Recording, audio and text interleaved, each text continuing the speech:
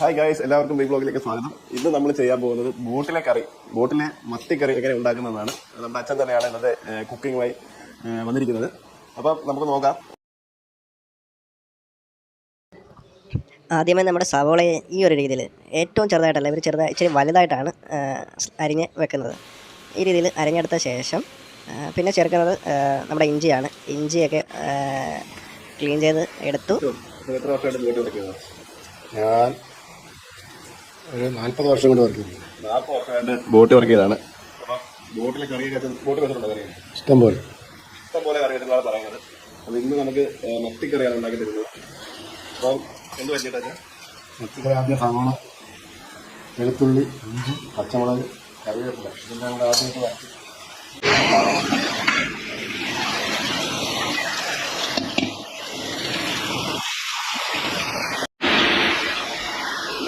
എന്തൊക്കെയാ ചേർന്നത്? മുളക് പൊടി, മല്ലിപ്പൊടി, മഞ്ഞൾപ്പൊടി, മുളക് പൊടി, മല്ലിപ്പൊടി, മഞ്ഞൾപ്പൊടി ഉപ്പ് എല്ലാം കൂടെ ചേർത്ത് പാകമാക്കി വെളിച്ചെണ്ണ പോകും.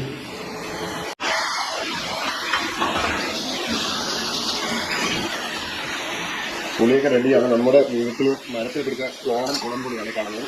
ഇത് വിളച്ചിട്ടിരിക്കുകയാണ്. മസാല എല്ലാം റെഡിയാക്കിയിട്ടുണ്ട്. ഇതിലേക്ക് പച്ചമുളക് ചീണ്ടിയിടുകയാണ്. രണ്ടായിട്ട് കീറിയിടുകയാണ്.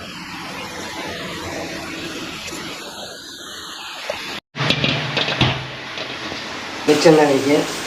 കത്തി ചൂടായപ്പോൾ നമ്മൾ വെളിച്ചെണ്ണ അതിലേക്ക് വെച്ചു.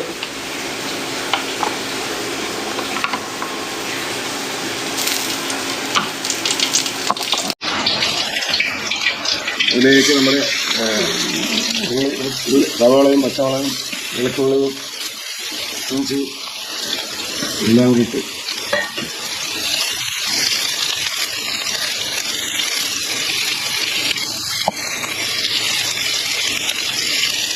ഇളക്കി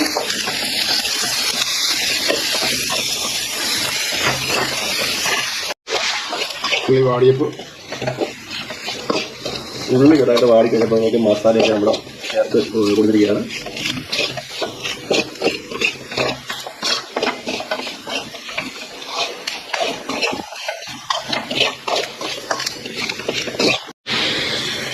മസാല കൂട്ടാൻ കുറച്ച് വെള്ളം നമ്മൾ മിക്സ് ചെയ്തിട്ടുണ്ടാകും.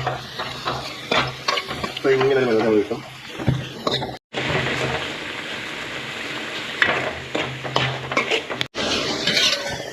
നമ്മുടെ നാടൻ കുടംപുളി പോലെ ചേർത്ത് കൊടുത്തു. അതിലേക്ക് ഇങ്ങനെ ഒരു വെള്ള പരിപാടി ആക്കിക്കൊണ്ടിരിക്കുകയാണ് നമ്മുടെ മീൻ മിക്സ് ചെയ്യുന്നത്.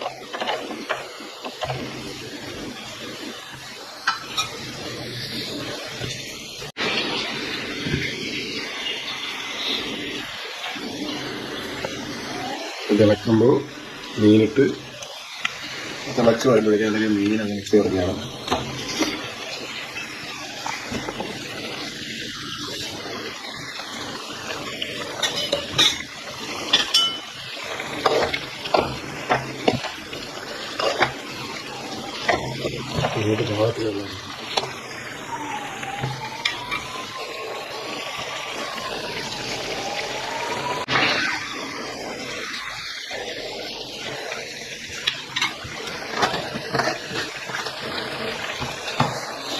കുറച്ച് വെള്ളം നമ്മൾ ചേർത്ത് കൊടുക്കുക. അത് ഉപ്പിട്ടില്ലായിരുന്നു. അതിലേക്ക് വെള്ളത്തിൽ മിക്സ് ചെയ്യാൻ തന്നെ ഉപ്പിട്ട്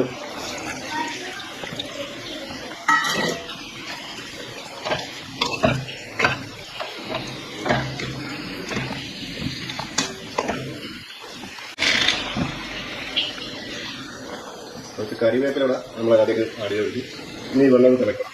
കുറച്ച് കഴിയുമ്പോൾ നമ്മുടെ ബോട്ടിലെ മത്തിക്കറി റെഡിയാവും.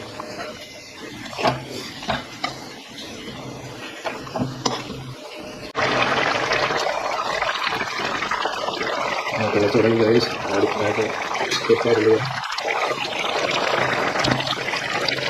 ആയി നടക്കുന്നു.